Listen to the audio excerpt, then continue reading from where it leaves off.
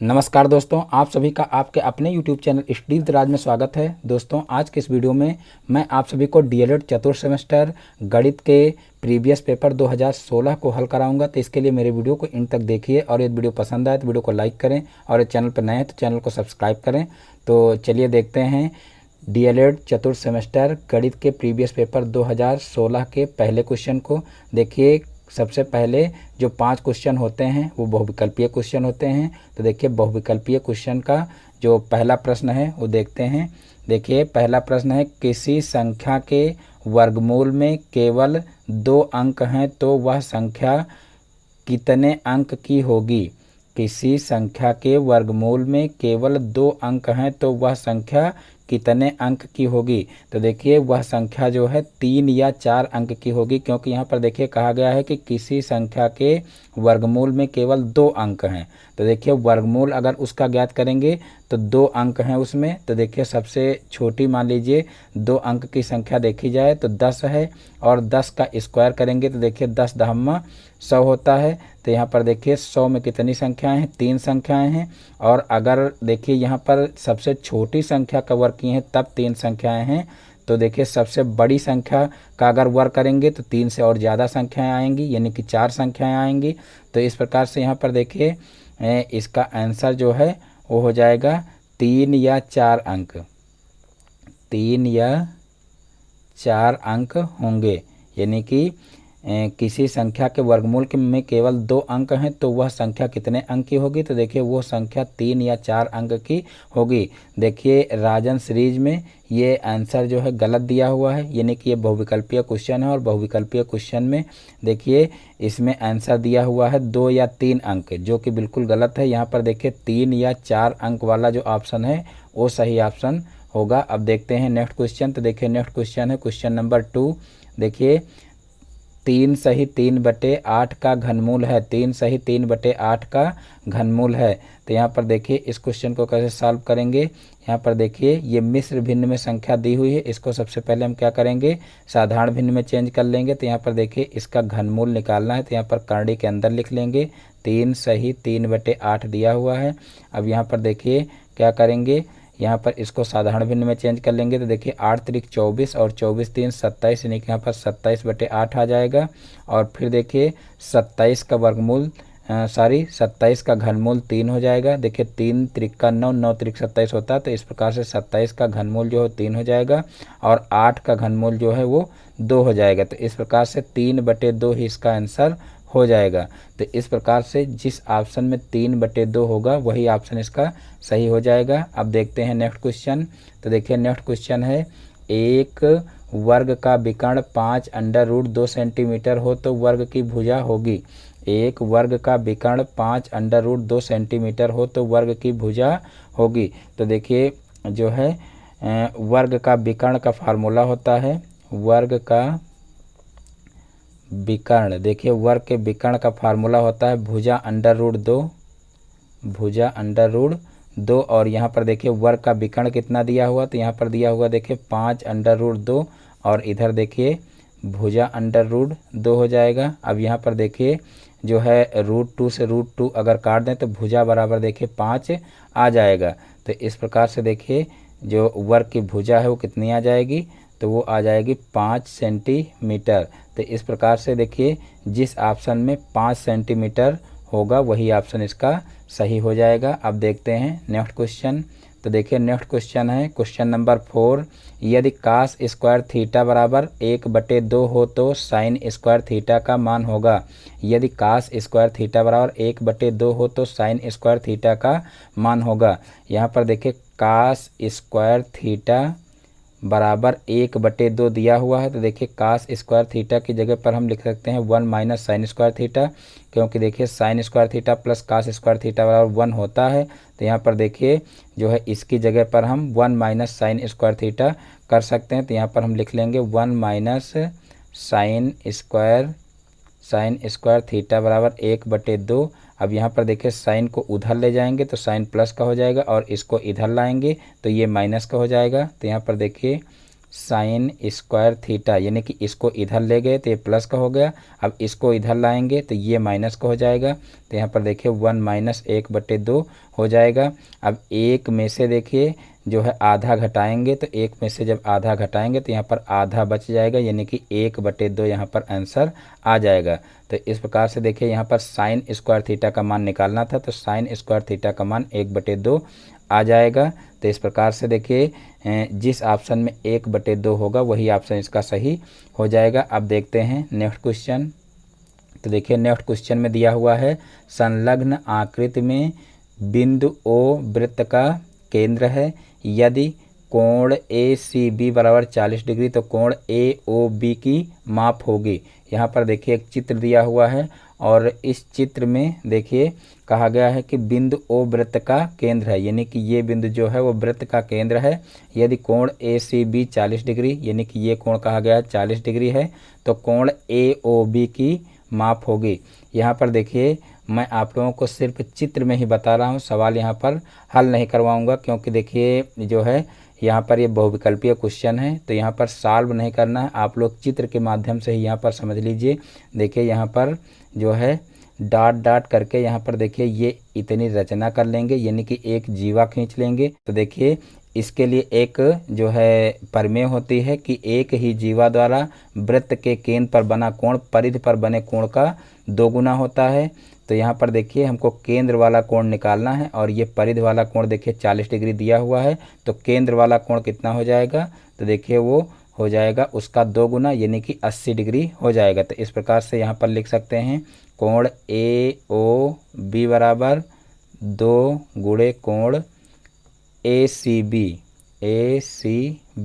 तो यहाँ पर देखिए 2 गुणे 40 डिग्री हो जाएगा और 40 का 2 गुना करेंगे तो 80 डिग्री हो जाएगा। एक बार यहाँ पर और समझ लेते हैं। देखिए यहाँ पर जो है इस तरीके से इतनी रचना कर लेंगे और रचना करने के बाद देखिए ये एक जीवा है और इसी जीवा के द्वारा ये जो है कोण देख लीजिए वृत्त की परिधि पर बन रहा है और इसी जीवा द्वारा ये कोण जो है वो वृत्त के केंद्र पर बन रहा है। तो देखिए एक ही जीवा द्वारा वृत्त के केंद्र पर बना कोण परिधि पर बने कोण का 2 गुना होता है। तो ये प्रमेय लिख लेना है और जो है इसका इस कोण का जो है 2 गुना कर देना है, तो ये कोण हमारा निकल आएगा। तो इस प्रकार से ये क्वेश्चन भी सॉल्व हो जाएगा। अब देखते हैं नेक्स्ट क्वेश्चन। अब देखिए आगे के जो क्वेश्चन हैं वो अतिलघुत्तरीय क्वेश्चन है, यानी कि बहुविकल्पीय क्वेश्चन यहाँ पर समाप्त होते हैं। तो चलिए देखते हैं अतिलघुत्तरीय क्वेश्चन का पहला प्रश्न। तो देखिए नेक्स्ट क्वेश्चन है क्वेश्चन नंबर 6 संख्याओं देखिए 1, 0, 5, 0, 7, 0, 8, 9 का बहुलक ज्ञात कीजिए। तो यहाँ पर देखिए 0 एक ऐसी संख्या है जो सबसे अधिक बार इसमें आई है और जो सबसे अधिक बार पद आया हो वही बहुलक होता है। तो यहाँ पर देखिए बहुलक क्या हो जाएगा, तो देखिए बहुलक यहाँ पर हो जाएगा 0। तो इस प्रकार से ये क्वेश्चन भी हल हो जाएगा। अब देखते हैं नेक्स्ट क्वेश्चन। तो यहाँ पर देखिए नेक्स्ट क्वेश्चन है क्वेश्चन नंबर 7। देखिए यहाँ पर करड़ी के अंदर लिखा हुआ 125 गुणे 343 और यहाँ पर करड़ी घात दिया हुआ है 3।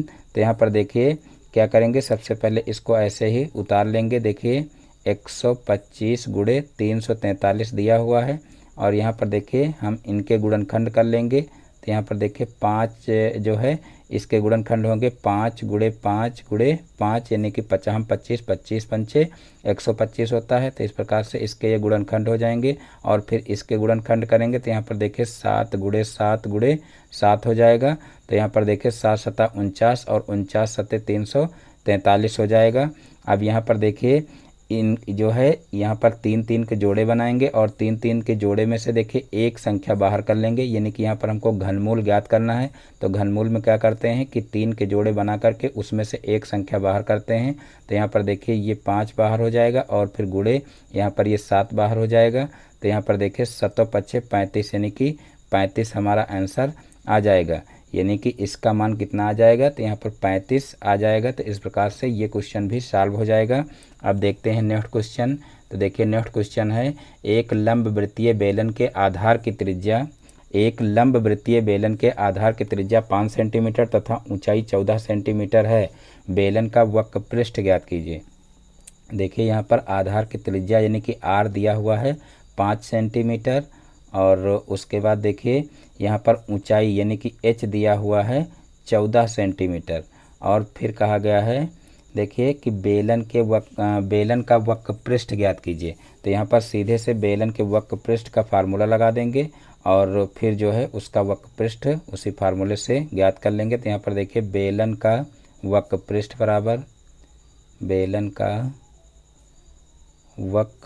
बराबर तो देखिए बेलन के वक्र पृष्ठ का फार्मूला होता है 2πr/h। तो यहाँ पर देखिए 2 इंटू पाई का मान देखिए 22/7 होता है। तो यहाँ पर 22/7 रख देंगे और गुणे r देखिए 5 है तो 5 रख देंगे और यहाँ पर देखिए h है 14 तो यहाँ पर 14 रख देंगे। अब यहाँ पर देखिए 14 को 7 से काट देंगे तो यहाँ पर देखिए 7 दूनी 14 हो जाएगा। अब यहाँ पर देखिए 22 दूना 44 हो जाएगा और उसके बाद देखिए 5 दूना 10 हो जाएगा। अब 44 का 10 से गुणा करेंगे तो 440 हो जाएगा। देखिए वक्र पृष्ठ है इसलिए इसको जो है वर्ग सेंटीमीटर में लिखेंगे। तो यहाँ पर 440 वर्ग सेंटीमीटर इसका आंसर हो जाएगा। तो इस प्रकार से ये क्वेश्चन भी सॉल्व हो जाएगा। अब देखते हैं नेक्स्ट क्वेश्चन। तो देखिए नेक्स्ट क्वेश्चन है देखिए 9/49a² माइनस 4b² के गुणनखंड कीजिए। देखिए 9/49a² माइनस 4b² के गुणनखंड कीजिए। तो यहाँ पर देखिए हम क्या करेंगे, इसका जो है अलग पूरे का होल स्क्वायर बना लेंगे और इसका अलग स्क्वायर बना लेंगे। तो यहाँ पर a² माइनस b² का फार्मूला बन जाएगा। तो देखिए एक ब्रैकेट में a प्लस b आ जाएगा और एक ब्रैकेट में a माइनस b आ जाएगा। तो देखते हैं यहाँ पर देखिए 9 को लिखा जा सकता है 3 का स्क्वायर और 49 को लिखा जा सकता है 7 का स्क्वायर। और यहाँ पर देखिए a पहले से है a² तो यहाँ पर a रख देंगे। अब इसका होल स्क्वायर इस तरीके से लिखा जा सकता है और यहाँ पर देखिए 2b का होल स्क्वायर लिखा जा सकता है। अब यहाँ पर देखिए a² माइनस b² का फार्मूला बन गया। अब यहाँ पर देखिए इसका फार्मूला यानी कि a² माइनस b² का फार्मूला खोलेंगे तो क्या हो जाएगा a प्लस b और एक ब्रैकेट में a माइनस b। तो यहाँ पर 3/7 a और प्लस 2b हो जाएगा और फिर दूसरे ब्रैकेट में हो जाएगा 3/7 a और माइनस 2b हो जाएगा।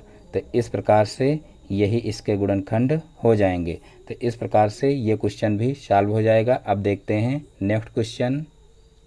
तो देखिए नेक्स्ट क्वेश्चन है क्वेश्चन नंबर 10। देखिए समचतुर्भुज के क्षेत्रफल का सूत्र लिखिए। समचतुर्भुज के क्षेत्रफल का सूत्र लिखिए। तो देखिए यहाँ पर सिर्फ फार्मूला ही लिखना है। तो देखिए फार्मूला लिख लेते हैं।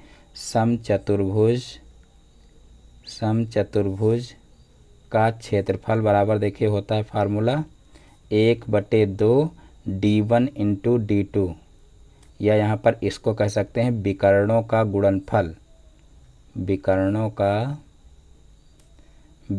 का गुणनफल। तो ये इसका फार्मूला हो जाएगा। यहाँ पर देखिए समचतुर्भुज का क्षेत्रफल क्या हो जाएगा 1/2 विकर्णों का गुणनफल। d1 d2 क्या है, ये जो है विकर्ण है। यहाँ पर देखिए d2 लिख लीजिए।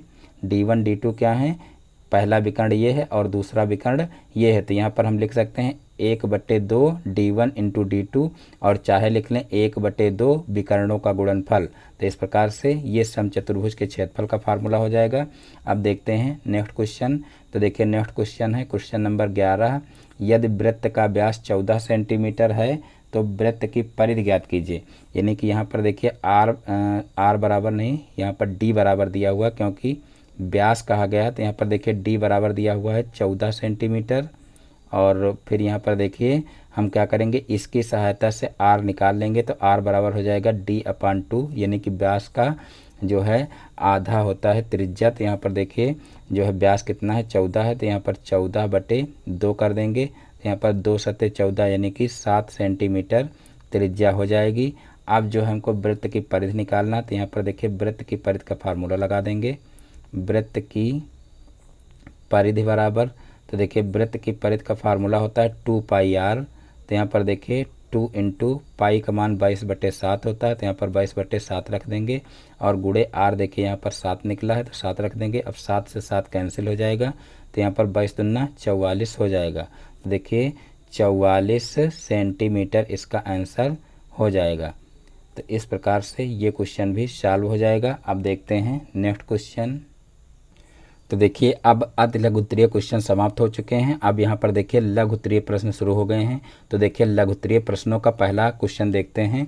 देखिए पहला क्वेश्चन है, समलंब की समांतर भुजाएं 15 मीटर और 8 मीटर हैं, उनके बीच की लंबवत दूरी 12 मीटर है, समलंब का क्षेत्रफल ज्ञात कीजिए। तो देखिए समलंब के क्षेत्रफल का फार्मूला सबसे पहले लगाएंगे। तो देखिए समलंब के क्षेत्रफल का फार्मूला क्या होता है, समलंब का क्षेत्रफल बराबर, तो देखिए समलंब के क्षेत्रफल का फार्मूला होता है 1/2 समांतर भुजाओं का योग गुणे उनके बीच की दूरी। तो यहाँ पर ब्रैकेट में लिख लेंगे समांतर भुजाओं का योग, समांतर भुजाओं का योग गुणे उनके बीच की दूरी, या इसको ऊंचाई भी कह सकते हैं। तो यहाँ पर h लिख लेंगे। अब यहाँ पर देखिए 1/2 हो जाएगा और ब्रैकेट में देखिए समांतर भुजाओं का योग। तो यहाँ पर देखिए समांतर भुजाएं क्या दी हुई, 15 मीटर और 8 मीटर दी हुई। तो यहाँ पर 15 + 8 कर लेंगे और गुणे h यानी कि लंबवत दूरी जो दी हुई है उसको लिख लेंगे। तो यहाँ पर देखिए 12 हो जाएगा। अब यहाँ पर देखिए 8 और 15 को जोड़ेंगे। तो यहाँ पर 8 और 15 को जोड़ेंगे तो 23 हो जाएगा। तो यहाँ पर देखिए 1/2 गुणे 23 और गुणे 12 हो जाएगा। अब यहाँ पर देखिए 12 को 2 से भाग कर लेंगे तो यहाँ पर 2 छक्का 12 हो जाएगा। अब 6 का जो है क्या करेंगे, 23 से गुणा कर लेंगे। तो 6 का 23 से गुणा करेंगे तो 6 त्रिक 18, 18 का 8 हो जाएगा और फिर 6 दूनी 12, 1 13 यानी कि 138 हो जाएगा। यहाँ पर देखिए क्षेत्रफल है इसलिए इसको लिखेंगे वर्ग मीटर में। तो देखिए 138 वर्ग मीटर इसका आंसर आ जाएगा। तो इस प्रकार से ये क्वेश्चन भी सॉल्व हो जाएगा। अब देखते हैं नेक्स्ट क्वेश्चन। तो देखिए नेक्स्ट क्वेश्चन है क्वेश्चन नंबर 13, समीकरण 6x² - x - 2 = 0 को हल कीजिए। तो यहाँ पर देखिए 6x² - x - 2 = 0 दिया हुआ है।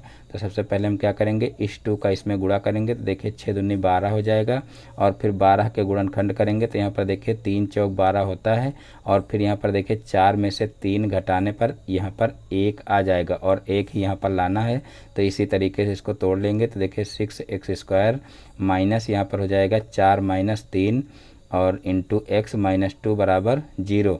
अब यहाँ पर इस x का अंदर गुणा कर लेंगे और इस माइनस का भी अंदर गुणा कर लेंगे। तो यहाँ पर हो जाएगा 6x² माइनस का 4x और माइनस माइनस प्लस हो जाएगा। यहाँ पर देखिए माइनस माइनस का गुणा प्लस हो जाएगा तो प्लस का 3x और माइनस का 2 = 0 हो जाएगा। अब 2 के जोड़े बना करके इसमें कॉमन ले लेंगे। तो यहाँ पर देखिए एक जोड़ा ये बन रहा और एक जोड़ा ये बन रहा। तो देखिए इसमें कॉमन ले लेंगे हम 2 और x और यहाँ पर देखिए बचेगा 2 तिहाई 6 होता है। तो यहाँ पर 3 बचेगा और यहाँ पर देखिए x बच जाएगा और यहाँ से देखिए क्या बचेगा, 2 दूना 4 यानी कि 2 बचेगा और x कॉमन में चला गया तो यहाँ पर 2 ही बचेगा। अब यहाँ पर देखिए इन दोनों में कुछ भी कॉमन नहीं तो यहाँ पर प्लस का 1 कॉमन ले लेंगे। तो यहाँ से बचेगा देखिए 3x और यहाँ से बचेगा माइनस का 2 और बराबर 0 हो जाएगा। अब यहाँ पर देखिए 2 पद बचे हैं, इन दोनों पदों में देखिए 3x - 2 कॉमन है तो यहाँ पर 3x - 2 कॉमन ले लेंगे और फिर यहाँ पर देखिए बचेगा 2x और यहाँ पर बचेगा प्लस का 1। अब यहाँ पर बराबर हो जाएगा 0 और उसके बाद फिर देखिए एक बार इसके बराबर 0 कर लेंगे और एक बार इसके बराबर 0 कर लेंगे और x की वैल्यू निकाल लेंगे। तो यहाँ पर देखिए 3x - 2 = 0 लेंगे। तो यहाँ पर देखिए 3x बराबर हो जाएगा 2 और फिर x बराबर हो जाएगा 2/3। तो एक मान हमारा ये आ जाएगा और उसके बाद एक बार लेंगे 2x + 1 = 0। तो यहाँ पर देखिए 2x बराबर हो जाएगा माइनस का 1 और फिर देखिए x बराबर हो जाएगा माइनस का 1/2। तो इस प्रकार से देखिए एक x की वैल्यू आ गई माइनस का 1/2 और एक x की वैल्यू आ गई 2/3। तो इस प्रकार से ये क्वेश्चन भी सॉल्व हो जाएगा। अब देखते हैं नेक्स्ट क्वेश्चन। तो देखिए नेक्स्ट क्वेश्चन है क्वेश्चन नंबर 14, एक शंकु की तिर्यक ऊंचाई 10 सेंटीमीटर और त्रिज्या 6 सेंटीमीटर है, शंकु का आयतन ज्ञात कीजिए। यानी कि यहाँ पर शंकु का आयतन ज्ञात करना है और शंकु की तिर्यक ऊंचाई और जो है त्रिज्या दी हुई है। तो यहाँ पर देखिए तिर्यक ऊंचाई का मतलब L दिया हुआ कितना 10 सेंटीमीटर और फिर देखिए यहाँ पर क्या दिया हुआ है त्रिज्या यानी कि R दिया हुआ है 6 सेंटीमीटर। अब यहाँ से देखिए हम क्या करेंगे, यहाँ से जो है हम निकाल लेंगे।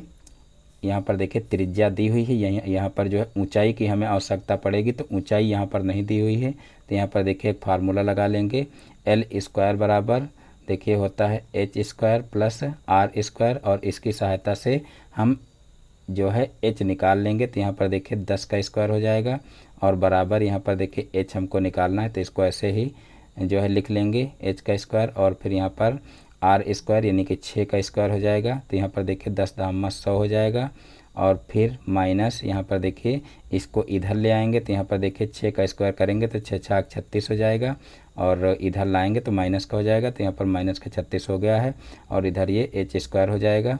अब देखिए एच स्क्वायर को डायरेक्ट इधर ले आएंगे और ये दोनों पद इधर ले जाएंगे, तो यहाँ पर देखिए 100 में से 36 जाएगा तो कितना हो जाएगा, तो यहाँ पर देखिए 100 में से 36 जाएगा तो यहाँ पर बचेगा 64 और फिर यहाँ पर h बराबर निकालेंगे तो यहाँ पर अंडर रूट 64 हो जाएगा और 64 का वर्गमूल निकालेंगे तो 8 × 64 यानी कि यहाँ पर 8 आ जाएगा। तो इस प्रकार से यहाँ पर देखिए h हमारा निकल आएगा यानी कि जो ऊंचाई है वो निकल आएगी। अब जो है शंकु के आयतन का फार्मूला लगा देंगे। तो देखिए शंकु के आयतन का फार्मूला क्या होता है, शंकु का आयतन बराबर, तो देखिए शंकु के आयतन का फार्मूला होता है 1/3, देखिए 1/3 पाई आर स्क्वायर एच, ये फार्मूला होता है।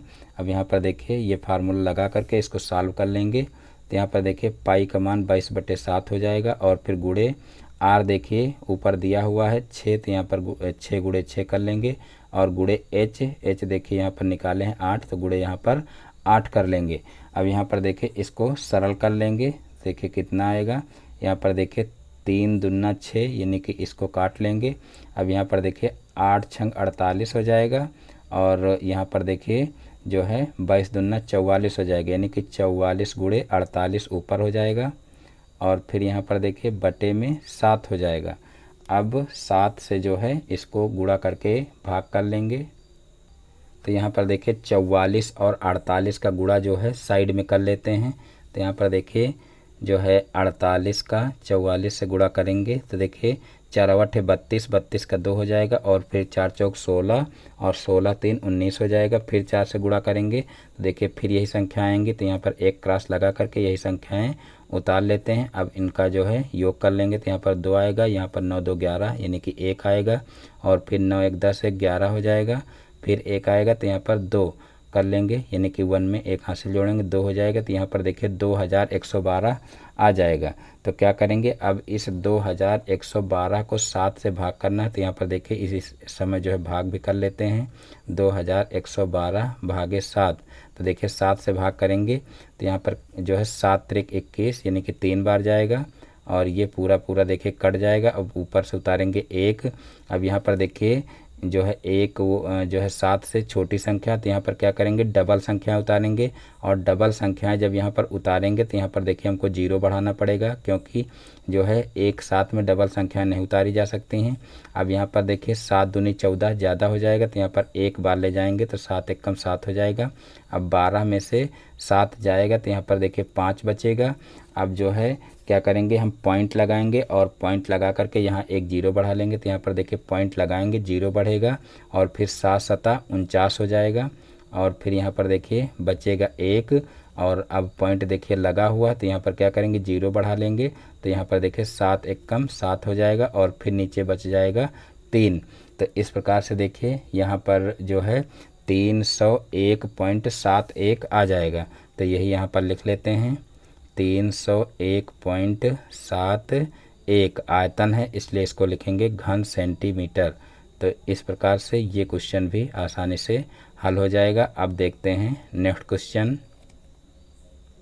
तो देखिए नेक्स्ट क्वेश्चन है क्वेश्चन नंबर 15। दिए गए चित्र में देखिए ABCD एक चक्रीय चतुर्भुज है जिसका कोण B 95 डिग्री, तो कोण D का मान ज्ञात कीजिए। यदि कोण A बराबर कोण C तो कोण A का मान ज्ञात कीजिए। यानी कि यहाँ पर कहा गया है कि ABCD एक चक्रीय चतुर्भुज है और जो है इसका कोण B जो है वो 95 डिग्री है, तो कोण D हमको निकालना है। और फिर कहा गया है कि कोण A और कोण C बराबर है, यानी कि ये और ये कोण बराबर है, तो कोण A का मान ज्ञात कीजिए। यानी कि इसमें से ये कोण भी हमें ज्ञात करना है। तो यहाँ पर देखिए एक प्रमेय होती है कि चक्रीय चतुर्भुज के सम्मुख कोणों का योग 180 डिग्री होता है। तो यहाँ पर वो प्रमेय लिख लेते हैं। देखिए चक्रीय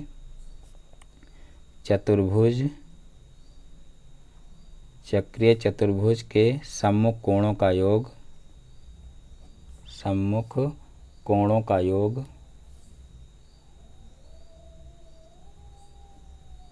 समकोणों का योग बराबर 180 डिग्री होता है। ये यहाँ पर लिख लेंगे। अब यहाँ पर देखिए कोण बी प्लस कोण डी, ये देखिए दोनों सम्मुख कोण है तो इनका योग कितना हो जाएगा, 180 डिग्री के बराबर हो जाएगा। अब यहाँ पर देखिए कोण बी हमारा 95 डिग्री है, यानी कि पहले से दिया हुआ है, और फिर यहाँ पर कोण डी प्लस कर लेंगे, बराबर हो जाएगा 180 डिग्री। अब कोण डी को इधर ही रहने देंगे और इस 95 डिग्री को इधर पक्षांतर कर लेंगे, तो यहाँ पर 180 डिग्री माइनस 95 डिग्री हो जाएगा। अब कोण डी बराबर हमारा आ जाएगा, देखिए 180 में से 95 घटाएंगे तो यहाँ पर देखिए 85 डिग्री आ जाएगा। तो इस प्रकार से देखिए हमारा जो कोण डी है वो निकल आएगा। अब हम क्या करेंगे, अब यहाँ पर लिख लेंगे, देखिए चूँकि कोण ए बराबर कोण सी ये दिया हुआ है, देखिए कोण ए बराबर कोण सी यहाँ पर दिया हुआ है, तो यहाँ पर देखिए लिख लेंगे चूँकि कोण ए बराबर कोण सी दिया हुआ, तो यहाँ पर देखिए कोण ए प्लस कोण सी बराबर हो जाएगा 180 डिग्री, क्योंकि देखिए चक्रीय चतुर्भुज के सम्मुख कोणों का योग 180 डिग्री होता है, ऊपर हम लिख चुके हैं। तो यहाँ पर देखिए ये भी सम्मुख कोण है, तो यहाँ पर कोण ए प्लस कोण सी बराबर 180 डिग्री लिख लेंगे। और फिर देखिए हमको कोण ए निकालना है, तो यहाँ पर कोण ए को कोण ए ही रहने देंगे और कोण सी की जगह पर कोण ए लिख लेंगे, क्योंकि यहाँ पर देखिए जो है कोण सी और कोण ए बराबर है, तो यहाँ पर देखिए सी की जगह पर ए लिखा जा सकता है और ए की जगह पर सी भी लिखा जा सकता है। तो यहाँ पर देखिए सी की जगह पर कोण ए लिख लिए हैं, तो यहाँ पर जो है प्लस कोण ए कर लेंगे, बराबर हो जाएगा 180 डिग्री। अब कोण ए प्लस कोण ए देखिए करेंगे तो यहाँ पर 2 कोण ए हो जाएगा, और फिर देखिए 2 कोण ए बराबर हो जाएगा 180 डिग्री। और फिर देखिए कोण ए को इधर रखेंगे और 2 को पक्षांतर कर देंगे, तो यहाँ पर देखिए ये 2 इधर जाएगा, तो यहाँ पर जो है 180 के बटे में आ जाएगा। अब 180 को 2 से भाग करेंगे तो यहाँ पर कोण ए बराबर 90 डिग्री हो जाएगा। तो इस प्रकार से ये सवाल भी लग जाएगा। अब देखते हैं नेक्स्ट क्वेश्चन। तो देखिए नेक्स्ट क्वेश्चन है क्वेश्चन नंबर 16। देखिए संख्या 7, 14, 12, 19, 21, 24 और 11 की माध्यिका ज्ञात कीजिए। तो देखिए यहाँ पर माध्यिका ज्ञात करना है। यहाँ पर देखिए 7, 14, 12, 19, 21, 24 और 11 दिया हुआ। तो सबसे पहले हम क्या करेंगे कि इन पदों को आरोही क्रम में लिख लेंगे। तो देखिए पदों का आरोही क्रम यहाँ पर लिख लेंगे, पदों का आरोही क्रम। तो देखिए पदों को आरोही क्रम में लिख लेंगे। तो यहाँ पर देखिए सबसे छोटी संख्या 7 है तो 7 लिख लेंगे, और 7 के बाद फिर देखिए सबसे छोटी संख्या 11 है, 11 लिख लेंगे, और फिर देखिए 12 है, और फिर देखिए 14 है, और 14 के बाद फिर देखिए क्या है 19 है, और 19 के बाद फिर देखिए 21 है, और 21 के बाद फिर 24 है। अब यहाँ पर संख्याएं गिन लेते हैं। देखिए 1, 2, 3, 4, 5, 6, 7, 7 संख्याएं हैं। यहाँ पर भी गिन लेते हैं 1, 2, 3, 4, 5, 6, 7, यानी कि पूरी संख्याएं लिखी जा चुकी हैं। अब देखिए क्या करेंगे, यहाँ पर लिख लेंगे n बराबर 7 जो कि एक विषम संख्या है। यहाँ पर लिख लेंगे n बराबर 7 और n बराबर 7 यानी कि जो पदों की संख्या है वो एक विषम संख्या है। तो देखिए विषम संख्या के लिए फार्मूला होता है माध्यिका का, माध्यिका बराबर n+1/2वें पद का मान, 2वें पद का मान। तो यहाँ पर देखिए n 7 है तो यहाँ पर 7 + 1/2 कर देंगे। अब यहाँ पर देखिए 8/2 हो जाएगा, 8/2, और उसके बाद फिर देखिए 8 को 2 से भाग करेंगे तो यहाँ पर हो जाएगा 4, यानी कि 4वें पद का मान जो होगा वो माध्यिका हो जाएगा। तो यहाँ पर देखिए चौथा पद कौन सा है, 1, 2, 3, 4। तो यहाँ पर देखिए चौथा पद जो है वो 14 है। तो यहाँ पर माध्यिका कितनी हो जाएगी, तो उसको लिख लेते हैं। तो देखिए माध्यिका हो जाएगी 14, माध्यिका बराबर 14। तो देखिए 14 ही इसका आंसर हो जाएगा। तो इस प्रकार से ये क्वेश्चन भी सॉल्व हो जाएगा। अब देखते हैं नेक्स्ट क्वेश्चन। तो देखिए नेक्स्ट क्वेश्चन है क्वेश्चन नंबर 17। दो संख्याओं का योग 24 है, उनमें से एक संख्या दूसरी की 2 गुनी है, संख्याएं बताइए। तो यहाँ पर देखिए सबसे पहले हम मान लेंगे कि माना पहली संख्या बराबर x है। तो देखिए दूसरी संख्या का कहा गया है कि वो पहली संख्या की 2 गुनी है, तो यहाँ पर दूसरी संख्या क्या हो जाएगी, तो दूसरी संख्या बराबर तो देखिए दूसरी संख्या इसकी 2 गुनी है, तो यहाँ पर हो जाएगा 2x। अब यहाँ पर लिख लेंगे प्रश्नानुसार। तो यहाँ पर देखिए प्रश्नानुसार क्या हो जाएगा कि दो संख्याओं का योग 24 है कहा गया है। तो यहाँ पर देखिए ये दो संख्याएं मान चुके हैं x और 2x। तो यहाँ पर देखिए x प्लस 2x बराबर हो जाएगा 24। अब यहाँ से x की वैल्यू निकाल लेंगे। तो यहाँ पर देखिए हो जाएगा 3x बराबर 24 और फिर इस 3 को इधर पक्षांतर कर लेंगे तो x बराबर 24/3 हो जाएगा। अब यहाँ पर x बराबर 3/24 यानी कि 8 आ जाएगा। तो इस प्रकार से देखिए x की वैल्यू 8 आ जाएगी। अब यहाँ पर देखिए कहा गया था तो संख्याएं बताइए। तो देखिए यहाँ पर हो जाएगा पहली संख्या बराबर तो देखिए पहली संख्या जो है x ही माने थे, तो यहाँ पर पहली संख्या 8 ही हो जाएगी। और फिर यहाँ से निकाल लेंगे दूसरी संख्या। तो देखिए दूसरी संख्या बराबर हो जाएगा 2x। तो यहाँ पर देखिए x की जगह पर 8 रख देंगे, तो यहाँ पर देखिए 8 दूनी 16 हो जाएगा। तो इस प्रकार से देखिए एक जो है संख्या आ जाएगी 8 और दूसरी संख्या आ जाएगी 16। तो इस प्रकार से ये क्वेश्चन भी सॉल्व हो जाएगा। अब देखते हैं नेक्स्ट क्वेश्चन। तो देखिए नेक्स्ट क्वेश्चन है क्वेश्चन नंबर 18। देखिए कहा गया है कि 10 सेंटीमीटर त्रिज्या वाले वृत्त की एक जीवा 16 सेंटीमीटर लंबी है, केंद्र से जीवा की दूरी ज्ञात कीजिए। 10 सेंटीमीटर त्रिज्या वाले वृत्त की एक जीवा 16 सेंटीमीटर लंबी है, केंद्र से जीवा की दूरी ज्ञात कीजिए। यानी कि यहाँ पर कहा गया है कि 10 सेंटीमीटर त्रिज्या वाले, तो देखिए मान लीजिए ये 10 सेंटीमीटर की एक त्रिज्या है और फिर कहा गया है कि वृत्त की एक जीवा 16 सेंटीमीटर लंबी है, केंद्र से जीवा की दूरी ज्ञात कीजिए। तो यहाँ पर देखिए यहाँ पर एक जीवा हम 16 सेंटीमीटर की इस तरीके से खींच लेंगे और फिर यहाँ पर केंद्र से देखिए हम एक लंब डाल लेंगे इस तरीके से। तो यहाँ पर देखिए ये लंब हो जाएगा। तो यहाँ पर देखिए हम क्या करेंगे, इनका नाम रख लेंगे। ये हो जाएगा O और ये हो जाएगा A और ये हो जाएगा B और इसका नाम रख लेंगे M। तो देखिए यहाँ पर जो है OA बराबर कितना हो जाएगा, OA बराबर हो जाएगा 10 सेंटीमीटर।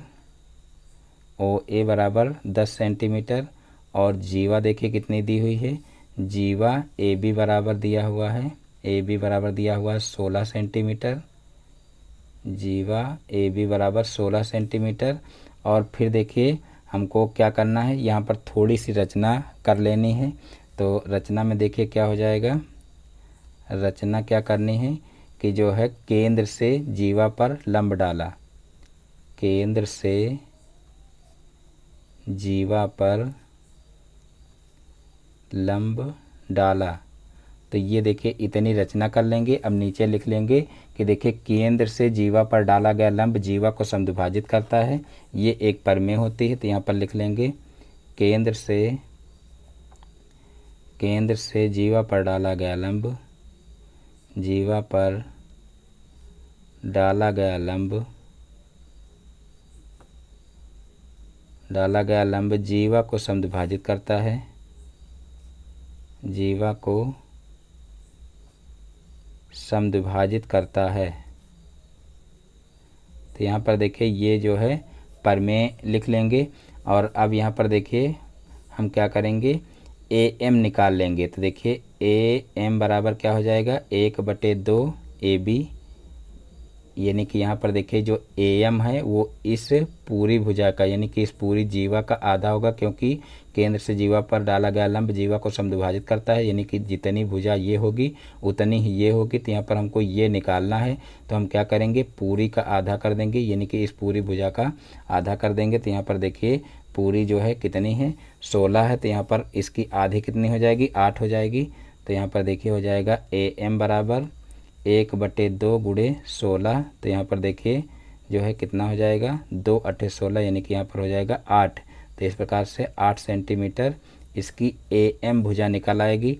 अब देखिए हम ले लेंगे त्रिभुज, देखिए AMO, त्रिभुज AMO से, तो यहाँ पर देखिए AMO से क्या करेंगे, यहाँ पर देखिए ये एक समकोण त्रिभुज बन रहा है, यानी कि ये कोण यहाँ पर 90 डिग्री का है और ये एक समकोण त्रिभुज बन रहा है। यहाँ पर देखिए ये भुजा हम निकाल चुके हैं और ये भुजा ऑलरेडी दी हुई है, तो यहाँ पर इसकी सहायता से ये भुजा निकाल सकते हैं।